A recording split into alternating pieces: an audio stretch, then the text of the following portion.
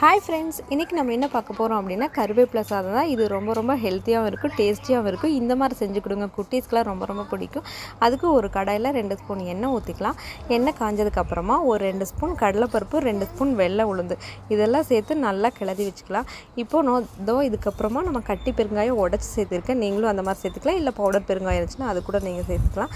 இதையும் சேர்த்து நல்லா கிளறி விட்டதுக்கப்புறமா ஒரு 5 வரமிளகாய் இதையும் சேர்த்து நம்ம கிளறி விட்டதுக்கப்புறமா ஒரு 3 ஸ்பூன் வேர்க்கடலை சேர்த்திக்கலாம். இதையும் சேர்த்து நல்லா கிளறி ஆற விட்டுலாம்.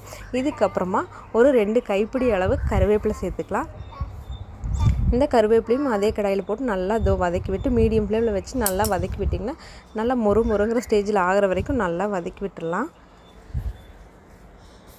இதுக்கப்புறமா இந்த கருவேப்பிலை கூட கொஞ்சமாக ஒரு சின்ன நெல்லிக்காய் சைஸ் அளவு புளி சேர்த்துக்கலாம். புளியும் சேர்த்துட்டு இப்போ நம்ம தனியாக வறுத்து வச்சுருக்கோம் இல்லையா, மிளகாய் கடலைப்பருப்பு இல்லையா, அதையும் இந்த கருவேப்பிலை கூடயே சேர்த்து மறுபடியும் ஒரு 4 நல்லா கிளறி விட்டுடலாம். கிளறி விட்டதுக்கப்புறமா கொஞ்சமாக உப்பு சேர்த்து மறுபடியும் நல்லா கிளறி விட்டு ஆற வச்சு எடுத்துக்கலாம். இதோ பாருங்கள், மெதுவாக இந்த ஸ்டேஜில் ஆயிடும். ஆற வச்சதுக்கப்புறமா மிக்ஸி ஜாரில் போட்டு நல்லா நம்ம ரொம்ப பவுடர் மாதிரி இல்லாமல் குறைங்கிற பதத்தில் அரைச்சி எடுத்துக்கலாம். பாருங்க, இந்த மாதிரி தான் இருக்கும். இது மறுபடியும் நம்ம நல்லா ஃபேன் காற்றுல வச்சு நல்லா ஆற வச்சு ஒரு பாட்டிலில் ஸ்டோர் பண்ணிட்டோம்னா சூடாக சாதம் செய்யும்போது இந்த மாதிரி பிசைஞ்சு குட்டீஸ்க்கெலாம் கொடுத்திங்கன்னா ரொம்ப பிடிக்கும். இது பிசைஞ்சு சாப்பிடும்போது இது கூட தேங்காய் ஆட் பண்ணிக்கோங்க. தேங்காய் சேர்த்து சாப்பிட்டிங்கன்னா அவ்வளோ டேஸ்டியாக இருக்கும்.